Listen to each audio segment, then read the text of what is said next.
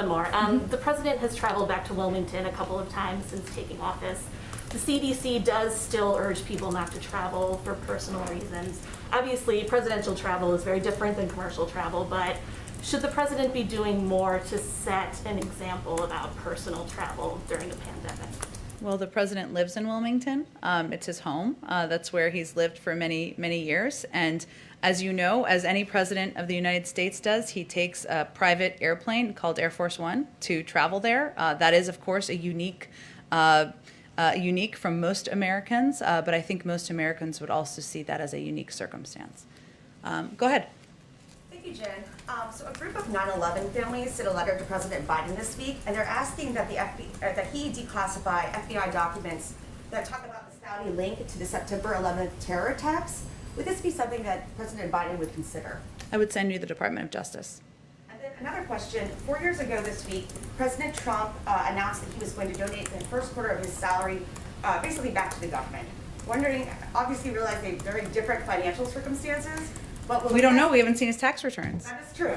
I'm not sure. But will the president consider donating a portion of his salary either back to the government or to a charity of his choice? I'm happy to talk to him about that and get back to you directly, or others who are interested. Go ahead in the back.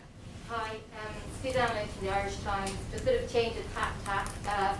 Given we're in March and less than 2 weeks away from St. Patrick's Day, I was wondering, what are the White House plans to mark St. Patrick's Day? We do know that the President Biden, is very proud of his Irish heritage, and I just wanted to know, do you have any update on the plans for that?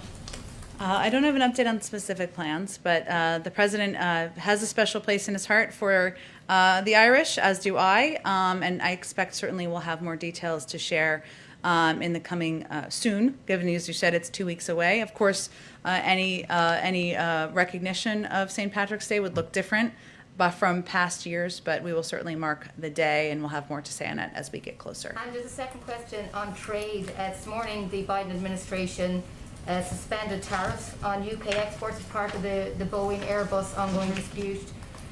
But also on the on this area today, there are continuing tensions around Brexit in Northern Ireland, and the UK has been accused of reneging on international law for the second time over a delay in imposing checks between Northern Ireland and Great Britain. Just those two aspects, in terms of a UK-US trade deal, where do two things stand now at the administration? Is a UK-US trade deal a priority for this administration? Or are they concerned? President Biden has said before that, and I quote, any trade deal between the US and UK must be contingent upon respect for the Good Friday Agreement in Northern Ireland.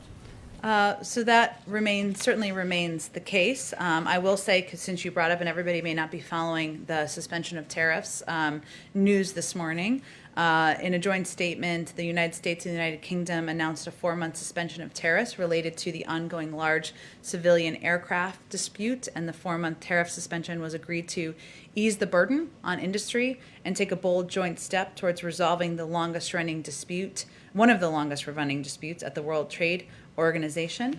And certainly President Biden has been unequivocal, I should say, in his support for the Good Friday Agreement.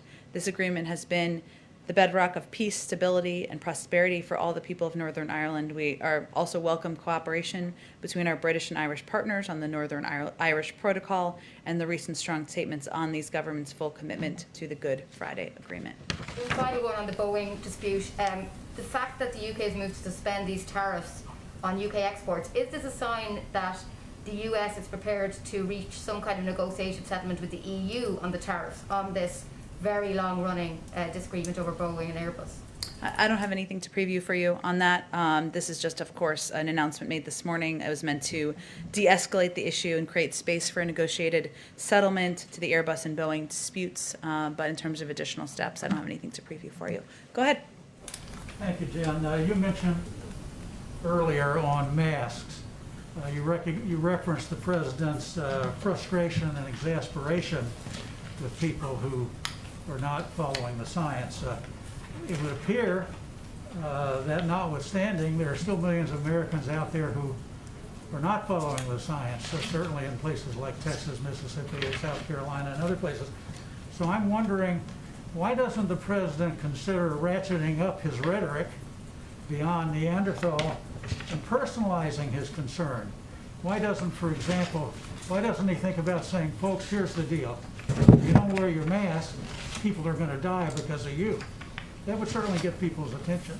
Well noted. I will say the president has been clear that if people wear masks for 100 days, 60,000 lives could be saved. And he has been clear. He did a whole PSA during the Super Bowl about it, about the benefit and impact of mask wearing. He also, though, does not believe that people of any state or any American should be hurt by the guidance of their leadership. And so that's why he's spoken directly to the American people. We all have, or we all are trying to, about the impact of mask wearing, of social distancing, and of taking the vaccine when people can have access to it. Go ahead in the back.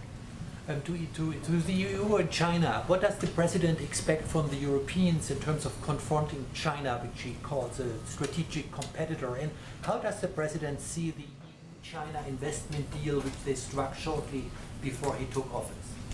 Well, I will say first that in the president's engagements with leaders in the European Union, which were many of his first and early discussions, the relationship with China and working together in partnership and in lockstep was certainly central to all of those discussions. In terms of the specific trade agreement or trade or negotiations, I guess I should say, that was announced shortly before he took office. I believe we spoke to that at the time. I don't think I have anything new to preview or convey to you about that. Thank you, Jen. Oh, sorry, I didn't get to one person.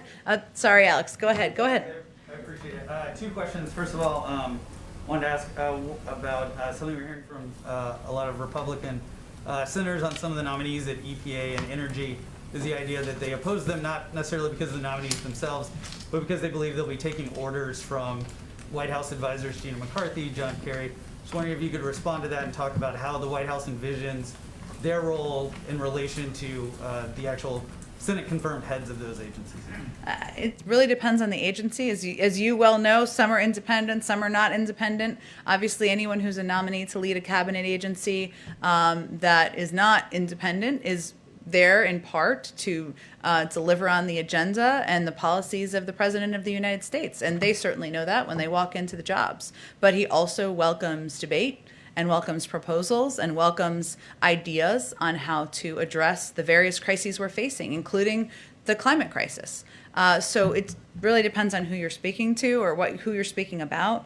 I think the president's feels confident that his nominees across the board are qualified, they're experienced, they're prepared to do the job, and he's eager to have his team in place and hopeful that the Senate moves forward to confirm the remainder of his nominees. And then if I could also, any White House reaction to Microsoft and this hack that they're talking about, is the president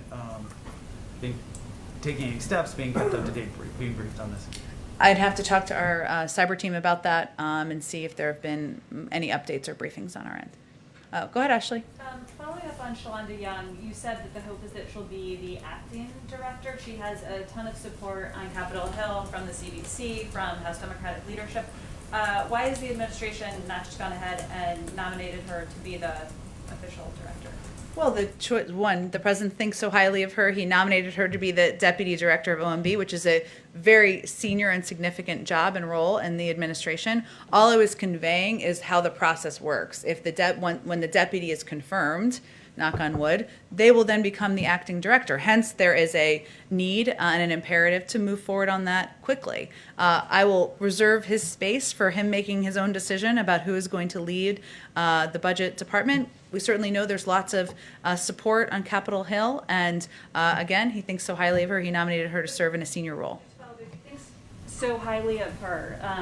I guess, why is the obvious next step not just to appoint her to that top position? Well, Ashley, there's a range of individuals in the country who are qualified for the job, so we'll leave him the space and time to make a decision about who he'd like to nominate as a replacement for Neera Tanden. Okay, last one, actually. I'm sorry, we've gone over now. Go ahead.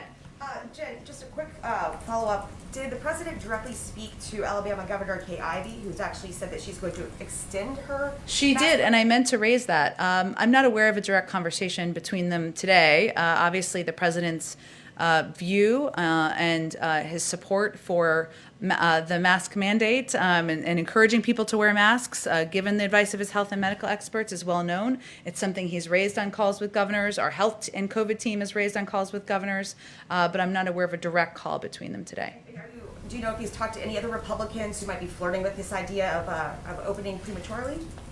I don't have any other calls to read out for you at this point in time. Thanks so much, everyone.